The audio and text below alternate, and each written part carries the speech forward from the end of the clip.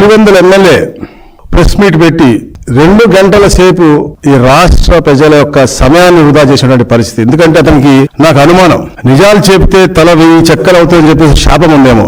ఎప్పుడు కూడా అబద్ధాలు చెబుతూనే అతని యొక్క జీవనం సాగింది.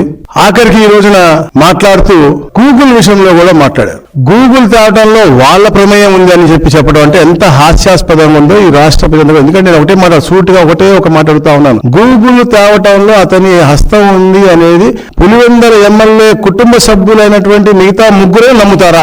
అలాంటి హాస్యాస్పదమైన మాటలు అబద్ధాలు. ఎందుకంటే అబద్ధాల పునాదుల మీద పుట్టినటువంటి పార్టీ అది. ఈ రోజు శవాల మీద అలాగే అబద్ధాల పునాదుల మీద దిగజారు రాజకీయాలు చేస్తా ఉన్నారు.